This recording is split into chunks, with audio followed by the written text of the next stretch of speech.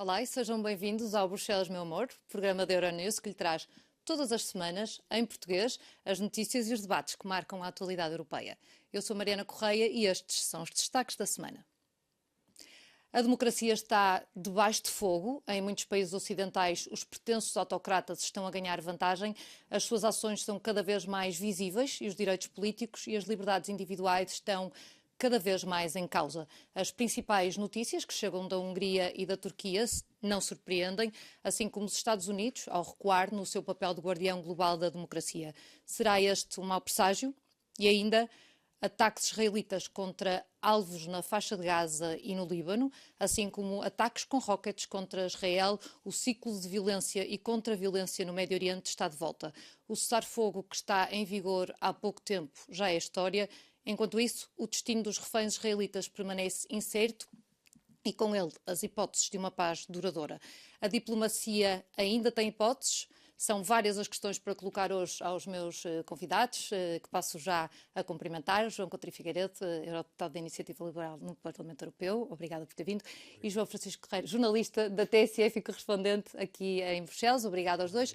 Obrigado a si também que está aí em casa, desse lado. Antes de começarmos o nosso debate, vamos primeiro ver o que se destacou esta semana. Recep Erdogan disse uma vez: a democracia é como um comboio. Você entra até chegar ao seu destino e depois sai.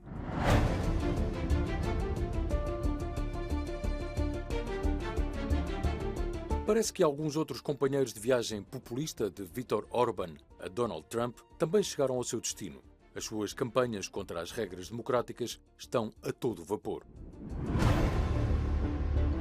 Silenciar ou intimidar opositores políticos. O rival de Erdogan, Ekrem İmamoğlu, presidente da Câmara de Istambul, foi preso sob acusações de corrupção. Suprimir minorias. O Fidesz, partido no poder na Hungria, acelerou um projeto de lei que proíbe as marchas do orgulho pela comunidade LGBTQ. Atacar a liberdade de expressão. O governo Trump tomou medidas contra meios de comunicação mais críticos e chantageou universidades para cumprirem as visões do mundo de Trump. De acordo com a organização Freedom House, os direitos políticos e as liberdades civis em todo o mundo deterioraram-se para o seu ponto mais baixo em mais de uma década. A democracia está a ser eliminada progressivamente? Nos últimos meses temos assistido a sinais preocupantes da erosão democrática em vários países europeus. Vamos começar primeiro pelo caso da Turquia. João, há denúncias de perseguições a políticos e a jornalistas. Mesmo a Turquia sendo um Estado soberano, como é que a União Europeia deveria agir nestas situações? Bom, primeiro que tudo, muito obrigado pelo convite. Mariana, é um gosto de estar aqui. João Francisco, agora na qualidade de debatentes, já tivemos a ocasião de estar juntos noutras circunstâncias. Em primeiro lugar, a premissa da pergunta é que a União Europeia tem uma espécie de tutela sobre qualquer outro país que não seja seu membro. E isso não é verdade. Portanto, estamos no domínio daquilo que em Portugal se chamaria magistério da influência. Bom, mas está na lista e tem estatuto de candidato já não sei há quantos anos, há mais de 20, não é? Portanto, já nem há sequer o sonho europeu, na generalidade das sondagens turcas, já não aparece como uma probabilidade que isso aconteça e não está nas aspirações do comum dos turcos. Agora, falou-se nesta peça inicial de Imamoglu. Imamoglu começou para já por bater o partido, o AKP do presidente Erdogan, que já está no poder há 22 anos. Eu estive a ver os dados, até me surpreendi. Realmente o tempo passa há 22 anos. E Imamoglu, na primeira eleição em Istambul, onde se conseguiu fazer eleger presidente da Câmara, já foi em 2019. Foi uma primeira balão de esperança. Conseguiu ser reeleito já o ano passado, com uma maioria reforçada. E os recentes acontecimentos da sua prisão, por motivos muito pouco entendíveis e acusações muito pouco credíveis, gerou uma onda de indignação, muita gente na rua, como não se via há muito tempo na Turquia. Então, não sei se isso é um sinal de cansaço com o Erdogan. A sua pergunta era sobre o que é que a Europa pode fazer, e a Europa pode fazer aquilo... Nós temos os pactos, com a Turquia em relação às migrações, temos também as políticas energéticas, portanto, há aqui alguma influência da União Europeia. Há a possibilidade de pressionar, mas a principal pressão continua a ser aquela que melhor defende a coesão da União Europeia, que é aplicar estritamente os critérios de Copenhague para qualquer candidato à adesão. Mesmo tendo dito que a Turquia já não se considera ou já não faz grande força para que essa adesão avance, teremos que continuar a dizer que os critérios de Copenhague têm que ser respeitados por qualquer, porque vamos certamente ter a ocasião de falar ainda do que é que se passa nos Balcãs, por exemplo, e também aí os critérios de adesão têm que ser respeitados e as negociações de adesão têm que ser iguais para todos, digamos assim. Ok, Portanto, mas... mesmo, só para que não pensem que eu depois vou entrar na contradição, mesmo no caso da Ucrânia, que está claramente a ser acelerado o seu processo de adesão, o que tem acontecido é que a Ucrânia tem correspondido com especial rapidez aos requisitos que a União Europeia tem posto. Portanto, não está a ter um tratamento de favor, pese embora todo o interesse geopolítico que a adesão se passe. Portanto, isto para dizer, em relação à Turquia, há formas de fazer pressão, mas nunca devem ir para além daquilo que está dentro do escopo da União Europeia. João, de qualquer forma, a Turquia continua a ser um membro para aderir à União Europeia. Quanto tempo é que vamos fingir que este processo está vivo e que consequências é que isto traz para a União Europeia? Bem, este aspecto que o deputado focou em relação aos critérios de Copenhague é um aspecto incontornável. Nenhum Estado-membro pode aderir à União Europeia sem cumprir os critérios, estritamente os critérios, e, nesse aspecto, até por uma questão de credibilidade do próprio processo de adesão, a União Europeia não pode abrir exceções nesta matéria, seria muito difícil. Agora, há uma outra vertente que tem a ver com o processo de paz ligado às discussões entre a Rússia, a Ucrânia e os Estados Unidos, e qual é o papel que a Turquia pode desempenhar. Ao princípio achou-se que ia ser central, não é? E depois, de facto, não funcionaram os apelos, muito por culpa de uma certa rigidez de Putin, que na altura pôs logo em cima da mesa aquelas exigências de neutralidade e de anexação dos territórios de Donbass, que acabou com esse processo. Mas a Turquia fez, de facto, esse papel logo em 22, e logo, portanto, a invasão foi de fevereiro, não é? Logo em março ou abril, estava a fazer propostas de paz. Que, portanto, pensou-se que ia ter um papel decisivo, hoje em dia está completamente relegada para o segundo plano. Então posso-lhe perguntar se a Turquia é, de facto, um parceiro estratégico? Sim, porque ia apenas dizer, para concluir a ideia, que a Turquia, podendo ter um papel determinante e interesses no Mar Negro, pode limitar um pouco a ação da União Europeia na forma de críticas ao regime vigente. Então, se calhar lanço a pergunta para os dois. A Turquia é um parceiro estratégico ou é um problema estrutural?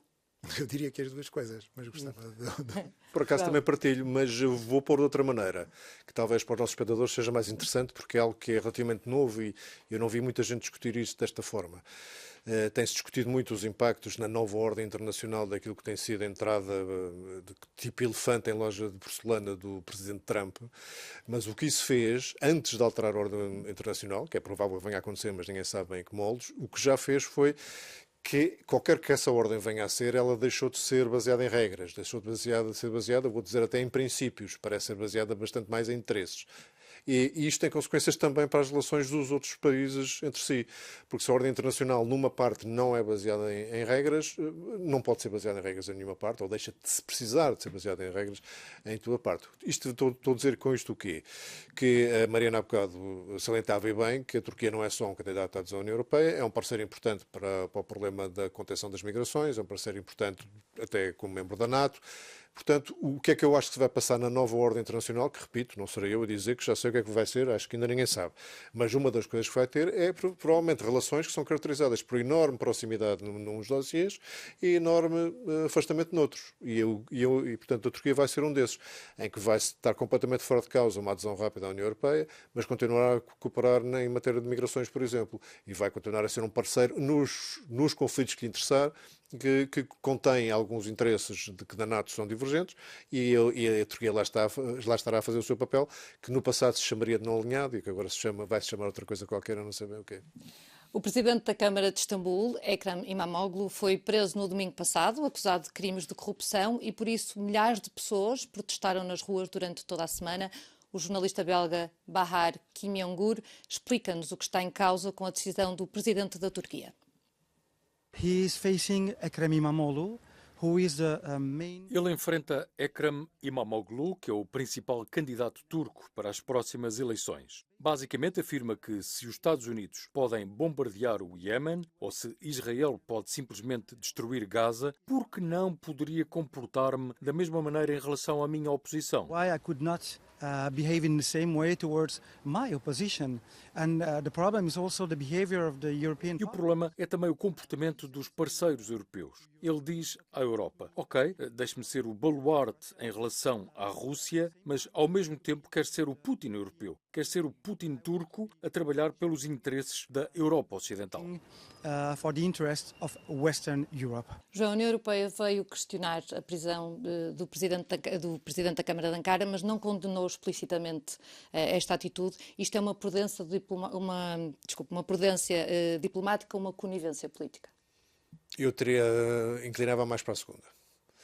Reconhecendo eu que é importante, com um parceiro como a Turquia, manter as pontes intactas, esta atuação acho que não mereceria outra coisa que não fosse condenação inequívoca, e tenho pena que a União Europeia não tenha feito. Mas esta pequena peça que passaram parece propósito de mostrar a geometria variável em que o próprio Erdogan disse que quer ser uma coisa, mas ao mesmo tempo o seu contrário, num contexto diferente, quer estar dentro da Europa, mas ser o Putin da Europa. Portanto, estas novas geometrias baseadas em interesses e em confluências de vantagens temporárias vão ser cada vez mais frequentes, e temos que provavelmente saber navegar numa maior ambiguidade, não só política, mas também diplomática. Portanto, João, dado este panorama, o que é que sobra da democracia? Eu diria que estamos numa luta de egos internacional, e cada um a tentar expressar a sua posição no palco geopolítico, e a tentar mostrar força numa nova ordem que parece cada vez mais ser gerida e cada vez mais possível de interpretar pelas teorias do realismo do que propriamente por outra forma de ler o mundo. Muito bem.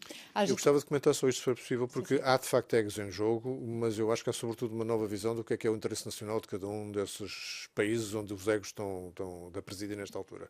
Porque se acharmos que isso é só uma questão de egos, podemos correr o risco de achar que mudamos a pessoa e muda-se a circunstância. Eu acho que isto pode fazer escola, esta nova forma de crítica e de aversão ao multilateralismo e ao rules-based international order. Acho que pode ter vindo para ficar, eu espero que não, mas temo que sim, e portanto não é só mudar os egos, acho que a doutrina está a fazer o seu caminho, e enquanto não se mostrar que ela é falaciosa e que não conduz nem à paz nem ao crescimento do desenvolvimento dos povos, vamos ter que a combater. Pode demorar uma geração. Como já demorou noutros tempos da história. Lamento ter que dizer, a história não se repete, mas rima, não é? E podemos estar perante uma circunstância dessas. Muito bem. A agitação pública tem crescido por toda a Europa. Na Sérvia há relatos de manifestações pelas ruas. Milhares de pessoas têm protestado contra a corrupção no país. E na Hungria as atenções estão voltadas para a decisão do governo de proibir eventos LGBTQ+. Vítor Orbán elogiou a nova lei e afirmou que não quer, e passo a citar, a ideologia woke ponha em perigo os nossos filhos. Mas a medida já provocou indignação em Bruxelas. João, para um liberal, o que é que se faz com um Estado-membro que sabota os princípios fundamentais da União Europeia? Primeiro, dizer que eu sou o primeiro a criticar os exageros da cultura woke, mas isto que se passa na Turquia não tem nada a ver com isso. Isto é uma violação de direitos humanos, ponto. E, portanto, um liberal... Na Hungria, desculpe. Na Hungria é uma violação dos mais elementares direitos humanos e não tratar as pessoas todas por igual. Portanto, para um liberal isto é uma absoluta linha vermelha que foi ultrapassada. Qual é o problema? Na União Europeia, na sua arquitetura legal, não há possibilidade de expulsar países. Eles podem sair por seu próprio pé, como o Reino Unido fez aqui há uns anos, ou podem ser sancionados. E a verdade é que a Hungria, desde 2022 pelo menos, que já tem sido sancionada, o mais forte que a União Europeia pode fazer, que é a retenção de fundos. Por acaso não é mais forte, ainda pode retirar direitos de voto, e isso não foi feito. E nesta altura, exigindo unanimidade dos outros 26, não sei se com o que se passa na Eslováquia isso seria possível. Mas já tem, eu fui ver há poucos dias, mais de 20 mil milhões de euros de fundos retidos, que é uma máxima pressão que a Europa pode colocar. E não tem funcionado. Portanto, o que eu concluo é que os tratados, da mesma forma que têm possibilidade de saídas voluntárias, deviam ter um processo mais duro de exclusão, porque, de facto, a Hungria já não cumpre os critérios de Copenhaga, que há bocado dissemos que era essencial para entrar, também deviam ser essenciais para ficar. Se manter. E daqui a bocadinho já vamos falar mais a fundo sobre essas medidas. João, as paradas LGBTQ+, já se realizam há mais de 30 anos na Hungria, estamos a assistir a um retrocesso. Sim, mas sobre este aspecto eu diria que isto faz parte de um plano mais amplo que não tem apenas a ver com, naquilo que é a minha perspectiva, apenas a ver com o desfile de LGBTQ, mas também a ver com um processo de silenciamento na sociedade, nomeadamente naquele que nos diz mais respeito da própria comunicação social. E esse a mim preocupa particularmente, porque se acreditamos que a comunicação social, que o jornalismo é indispensável para como contrapoder, aí começamos a ver que o risco para a democracia está aí, de facto, diante de nós.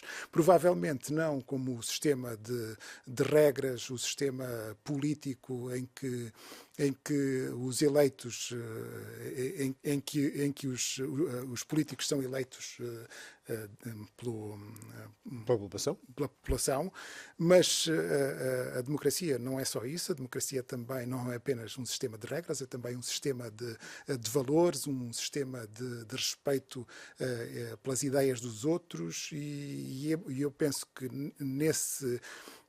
nesse plano, a democracia está a ser cada vez mais atacada, e estamos a ver isso. A propósito da Hungria e de outros, no passado, há poucos anos, com a Polónia também e outros, falava-se das democracias iliberais. Eu acho que a Hungria já passou para aquilo que eu chamaria uma autocracia eleitoral. E devo dizer, para que não haja dúvidas, eu respeito a vontade do povo húngaro. Ainda considero que a sua vontade é maioritária e, grosso modo, livremente expressa. Ora, isso não é compatível com integrar a União Europeia nas atuais circunstâncias. Portanto, o povo húngaro tem a perfeita liberdade de escolher o seu futuro, e espero que possa continuar a votar. Há dúvidas fundadas que isso pode continuar muito tempo, mas não sou eu que vou agoirar. Agora, a União Europeia também tem a obrigação de dizer, nestas circunstâncias, não é só pelos limites óbvios à liberdade de imprensa, a independência de todo o edifício judicial está claramente posta em causa. Houve grosseiras manipulações eleitorais, não no sentido de fraude, mas de redesenho das fronteiras eleitorais para favorecer o Fidesz. Portanto, tudo isto já foi muito para além do que é aceitável, e tenho muita pena que o povo húngaro... Há um pequeno brilho, muito rápido. Peter Magyar a subir nas sondagens e na apreciação do povo húngaro, pode ser que esteja na altura de fazer uma mudança na Hungria também. E porque estamos a falar de violações ao Estado de Direito, temos agora um relatório que saiu este ano sobre este tema, que foi produzido pela União das Liberdades Civis da Europa. Vamos olhar para este quadro e as conclusões são bastantes. Há leis restritivas que são utilizadas para minar o trabalho da sociedade civil. Outra das conclusões é que os média, tal como falávamos, enfrentam pressões políticas ou estão sob o controle direito do Estado. Há decretos executivos usados para contornar o procedimento legislativo normal, e também que o Poder Judicial continua vulnerável à manipulação política. João, pergunto, isto são sinais de uma crise democrática profunda? Sim, é pelo menos o que nos é dado a ler através deste relatório, mas sobretudo eu foco sobretudo a questão do jornalismo e da comunicação, porque eu penso que estamos a atravessar um momento crítico a esse nível, não só pelo desinvestimento que nós também assistimos aqui, não é preciso entrarmos noutros países, mas de um modo geral, em toda a União Europeia, assistimos a um desinvestimento no jornalismo, assistimos às redes sociais a ocuparem esse espaço, e a ocuparem esse espaço de uma forma que nos deixa pouco margem de crítica e pouca margem de intervenção. E esses são os espaços que são ocupados pelos autocratas? Esses espaços, os autocratas alimentam-se dessa ausência de crítica, diria. Eu acho que temos de ser um bocadinho mais autocríticos, neste sentido, que, de facto, as novas plataformas têm sido particularmente bem aproveitadas pelas forças menos liberais, menos democráticas. E, portanto, a primeira coisa a dizer, eu gosto sempre de pôr o ónus em nós próprios, em vez de projetar culpas nos outros, é que nós não fomos tão hábeis a fazer esse aproveitamento quanto os outros. Portanto, a primeira lição é as novas tecnologias, as novas plataformas não vão desaparecer por decreto, espero eu, porque isso também seria um péssimo sinal democrático. Portanto, não indo desaparecer, compete às forças democráticas e as que acreditam verdadeiramente na liberdade de escolha das pessoas, saber utilizá-las bastante melhor. E há sinais que isso possa vir a acontecer, e há mais sinais até positivos de que há um papel para o jornalismo de escrutínio, de verificação de fontes, de contraditório, também nessas plataformas, e eu acredito que mais tarde ou mais cedo haverá uma reação, vou chamar um backlash. Já estamos aqui num canal de nome inglês, posso usar também a palavra em inglês. A União Europeia tem mecanismos para garantir o respeito pelos valores fundamentais da União Europeia. Um deles já falamos, os fundos europeus. Outro, temos o artigo 7º. A Hungria e a Polónia já foram alvo. Mas também são do artigo 7º. Mas nunca Sim. foi aplicado. Mas nunca foi aplicado, não é? Portanto, faz sentido manter estes mecanismos, tem que se criar novos. Eu já disse, pergunta para os dois. o João, eu responderei, eu já disse que acho que devia haver uma forma mais dura de conseguir expulsar países. Expulsar países? Expulsar. Vamos ver. O tema da retenção de fundos com a Hungria já dura há 2 ou 3 anos. Não parece ter produzido grande efeito, e se algum, se calhar pelo contrário, tem vitimizado Orbán, ou permite que ele se vitimize. Para passar para aqui para a perda de direitos de voto, não creio que vá fazer grande diferença, mas seria um passo necessário, mas está obviado pela necessidade de uma unanimidade. Portanto, se às tantas passamos 4, 5, 6 anos sem alterações práticas e um país está a incumprir os critérios básicos para estar dentro da União Europeia, desculpem, tem que haver, o resto da comunidade tem que poder agir. Nós vamos ter que fazer aqui um pequeno intervalo, mas voltamos já a seguir. Até já.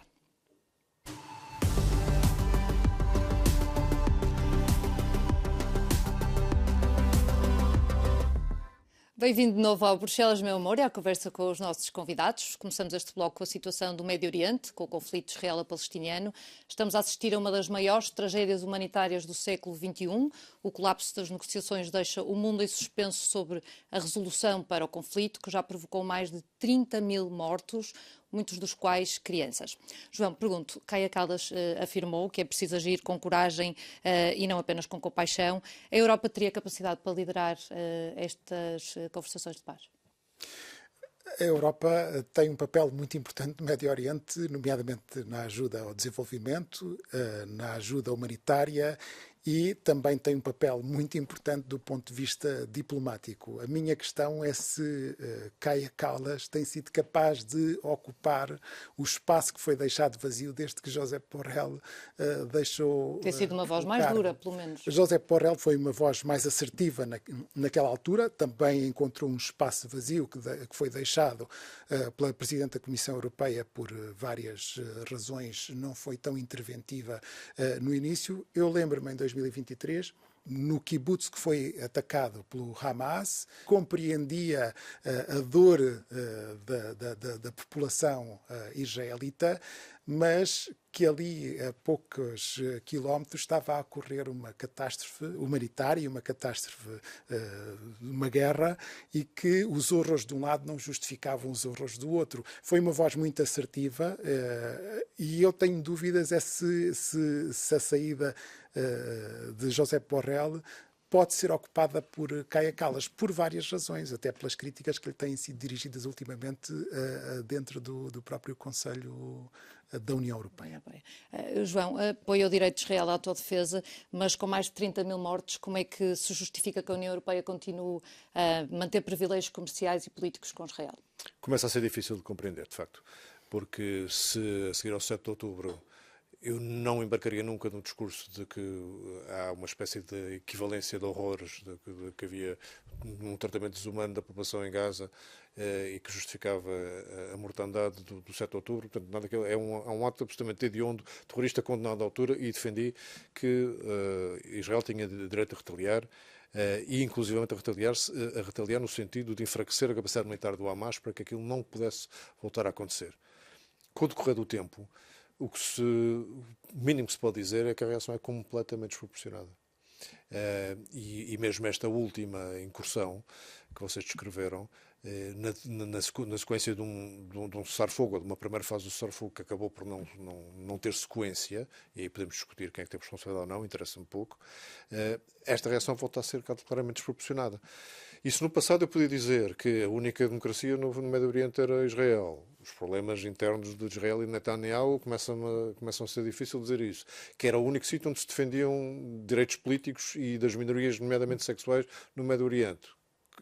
Continua a ser verdade, mas já com um pano de dificuldade de defesa política do que se passa no regime israelita cada vez mais complicado. O que é que isto abre de papel para a União Europeia? Abre um papel que ela não soube acautelar, porque não é respeitada por nenhuma das partes.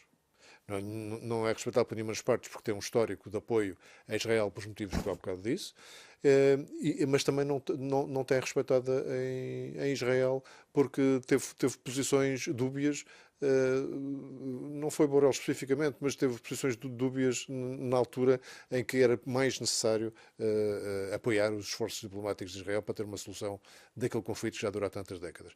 Portanto, neste momento, cai aquelas outro representante qualquer, teria enormes dificuldades em fazer valer algo que para os palestinianos só conta se puder corresponder a um apoio político e diplomático no sentido da sua afirmação plena, e para Israel só conta se puder constituir e substituir o guarda-chuva militar que os Estados Unidos têm dado, e isso a Europa não vai fazer certamente. Portanto, está aqui na terra de ninguém, em que parece estar equidistante dos dois lados, mas na prática está afastado dos dois. Uhum. A situação em Gaza evidencia também a dificuldade das Nações Unidas nas negociações, em especial com Israel. Por isso fomos ouvir o professor de Geopolítica do Instituto de Altos Estudos de Comunicação e Jornalismo em Bruxelas. Aujourd'hui, il n'y a personne qui respecte dans les belligérants la loi internationale. Hoje, nenhuma das partes em conflito respeita o direito internacional. Nem mesmo os próprios Estados, apesar de serem membros de instituições como as Nações Unidas. Como resultado, o direito humanitário está a ser desrespeitado. A ONU continua a pedir que o direito internacional seja respeitado, mas se não tiver o poder de o fazer cumprir, esses apelos não significam muito. Se as negociações ocorrerem, provavelmente serão entre os Estados Unidos e Israel. Do ponto de vista do direito internacional, o direito dos palestinianos a determinarem o seu próprio futuro não será respeitado, uma vez que provavelmente não terão representantes à mesa das negociações. Ne sera pas respecté parce que très probablement il y aura pas de représentants de ce peuple dans les négociations. João, tal como na Ucrânia, podemos vir a assistir à mesma situação de umas negociações de paz sem um dos atores principais à mesa? E tal como na Ucrânia, eu digo que pode haver conversas, podem chamar negociações se quiserem, mas conversas sobre todos os temas, incluindo temas de guerra e de paz, mas depois as implementações desses acordos precisam dos atores. Portanto, e conversas iniciais podem haver as que quiserem, as definitivas têm que ter os atores à mesa. Agora, no caso da guerra entre Israel e a Palestina, eu prefiro dizer que há uma guerra entre Israel e Hamas. Porque foi isso que despoltou e é isso que ainda hoje está a destabilizar profundamente. E já destabilizou as proteções. Os conflitos já são mas foram há anos. Mas desde que há uma autoridade palestiniana e desde que foi dada à autoridade palestiniana a legitimidade política para exercer esse poder sobre os territórios que estão sob a administração da autoridade palestiniana, que não tinha havido conflitos desta gravidade. Escaramuças fronteiriças sempre houve, não com esta gravidade. Porquê? Porque o Hamas não respeita sequer a legitimidade da autoridade palestiniana, que tem culpas no cartório porque se anulou também perante isto, mas uma solução de dois Estados, que é o que toda a gente de bom senso continua a defender, não pode ser feita com negociações entre Israel e o Hamas, quer dizer, isso não é possível. O Hamas é uma organização terrorista, nunca poderá estar à mesa de uma negociação porque tem muitas culpas neste cartório. João Francisco, há quem defenda que a União Europeia deve suspender os acordos o acordo de associação com Israel, com base na violação dos direitos humanos. Até que ponto é que esta suspensão pode ser eficaz para o comportamento de Israel? Muitas vezes fala-se que a suspensão de fundos afeta sobretudo as populações e nesse aspecto... Portanto, teria poucos efeitos. Pode haver uma tentativa de prejudicar os governos que estão em funções, mas no final é a população que acaba por ser afetada. E esse é um dos argumentos para, não só em relação a Israel, mas também sempre que se fala do corte de fundos e de apoios, este é o argumento que é apresentado. Obrigada. Vamos fazer aqui uma curta pausa. Obrigada aos meus convidados e obrigada a si por assistir.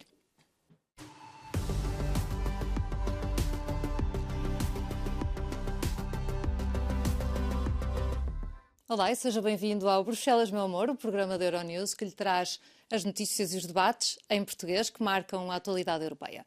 Hoje tenho comigo João Coutinho Figueiredo, da Iniciativa Liberal no Parlamento Europeu, e João Francisco Guerreiro, jornalista e correspondente da TSF aqui em Bruxelas. Esta semana o presidente francês Emmanuel Macron manteve a promessa de apoiar a Ucrânia, sendo anfitrião da nova cimeira em Paris, da chamada Coligação dos Voluntários, ou da Boa Vontade. Vladimir Zelensky esteve presente, mais uma vez, junto de 20 países da União Europeia e da NATO, incluindo o Reino Unido, Canadá, Noruega e Turquia. Ao mesmo tempo, na Arábia Saudita, os Estados Unidos e a Rússia tentam chegar a um acordo para um cessar-fogo, desta vez contactando a Ucrânia, mas o país invadido não está a participar nestas reuniões. Vivemos tempos em que a Europa parece estar em todas as frentes, mas raramente no centro das decisões. João, pergunto-lhe, isto não revela um fracasso da estratégia europeia? Sim, de uma certa maneira vou ter que estar de acordo, mas como a propósito de outros temas de conflitos internacionais, eu digo que as entidades envolvidas em conflitos, direto ou indiretamente, podem tentar bilateralmente acabar com eles, mas para a execução do final dos acordos de paz, e no caso da Ucrânia isso é evidente, ele não poderá ser feito nem sem os ucranianos, que não são obrigados a baixar as armas e, portanto, aceitar qualquer tipo de solução que envolva e comece por um cessar-fogo, nem para que a paz seja duradoura, qualquer acordo existir sem uma forma de manutenção de paz que passa por tropas de manutenção de paz no extremo oriental da Ucrânia, e só a União Europeia que está preparada para o fazer.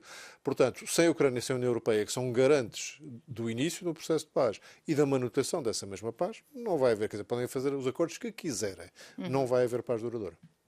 João, estas negociações fazem lembrar tempos antigos da história em que os líderes europeus andavam a desenhar, europeus e não só, a desenhar o mapa da Europa. Sim, a Rússia quer algo mais amplo do que apenas discutir o mapa, discutir o território ucraniano. E, aparentemente, está também a discutir o levantamento de algumas sanções, nomeadamente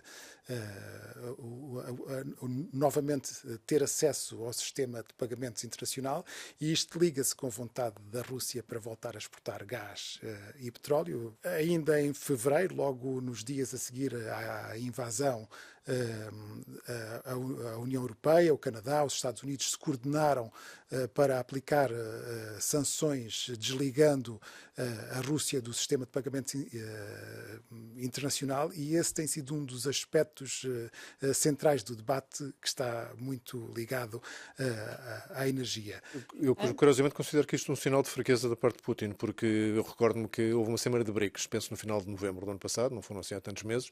Uma das grandes conclusões era a criação de um sistema de pagamentos alternativo ao SWIFT, o tal sistema internacional, que os BRICS iam lançar e e percebe-se a importância estratégica disso.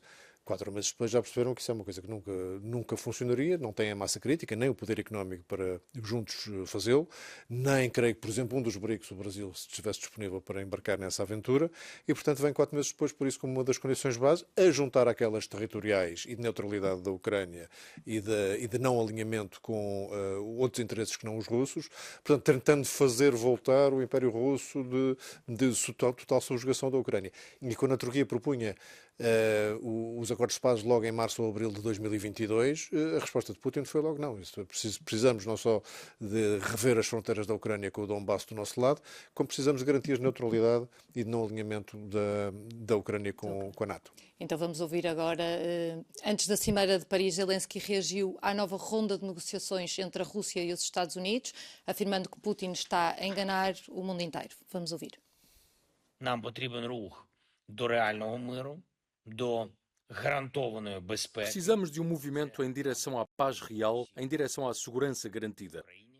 E todos nós precisamos disso. Na Ucrânia, na Europa, na América, todos no mundo que querem a paz nas relações internacionais. Росія є єдиним суб'єктом, який затягує цю A війну. Rússia é a única entidade que está a arrastar esta guerra e a escarnecer do nosso povo e do mundo inteiro. E para pressionar a Rússia para a paz, são necessárias coisas fortes, passos fortes. Сильні речі, сильні кроки. João, que passos é que devem ser estes? Volodymyr Zelensky é o maior interessado na paz e foi o primeiro a opor-se ao levantamento de sanções da parte da União Europeia. João, e perguntava assim, a Europa precisa de reconstruir a sua credibilidade? Precisa, e um dos pré-requisitos para que essa autoridade tenha sequer algum sentido prático é não deixar que Putin se renove nas suas ambições. Porque, de facto, é uma das situações históricas em que a personalidade, deste caso, Vladimir Putin, mais influencia aquilo que pode e deve ser feito em termos estratégicos pelos seus opositores e até por alguns dos seus vizinhos não opositores. Que é, eu desenvolvi a profunda convicção de que uma personalidade como Vladimir Putin nunca deixará de tentar expandir os seus interesses, incluindo os territoriais, se não sentir força do outro lado. E, portanto, qualquer manifestação de fraqueza, qualquer relaxamento de sanções, qualquer facilidade que possa ter em achar que um dia a Finlândia, ou os países bálticos, ou a própria Polónia possam ser, ou a Moldova, Transnistria, possam ser passíveis de uma operação similar àquela que foi feita no Donbass e na Ucrânia, qualquer veleidade dessas só estará a instigar Vladimir Putin. E é por isso que a oportunidade que a Europa tem de voltar a assumir uma função neste papel é reafirmar, como tem feito, o seu inequívoco apoio à Ucrânia, e inequívoco apoio que tem que passar por ser também militar, porque só numa posição militar de algum equilíbrio e de força é que a Ucrânia pode negociar em condições, e depois, geopoliticamente, de tornar claríssimo, incluindo para o Sr. Trump, que Putin não é um parceiro de confiança por muitos Trump Towers que se possam fazer em Moscou. João, concorda com estas afirmações? É isto que é o caminho que a Europa tem que seguir? Sim, claro que sim, mas há um outro elemento que é a construção de uma defesa europeia, que é preciso seguir de alguma forma por essa via. Ainda bem que fala nisso, porque é talvez o tema mais importante deste nosso ano e que não está a ser suficientemente debatido.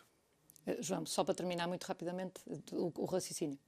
Sim, a construção de uma defesa europeia com investimento em defesa, com mecanismos de financiamento da defesa, provavelmente vai ter que ser por essa via, com um investimento muito forte nos próximos anos nesta área. Ok, muito obrigada aos dois. O programa vai ter que ficar por aqui. Se quiser saber mais sobre estes ou outros temas ou deixar-nos as suas sugestões ou comentários, escreva-nos para bruxelasmeumor@euronews.com. Vamos gostar muito de ler. Nós voltamos em breve com mais notícias, sempre em português, aqui na Euronews, porque Portugal também tem uma voz na Europa. Fique bem, até lá.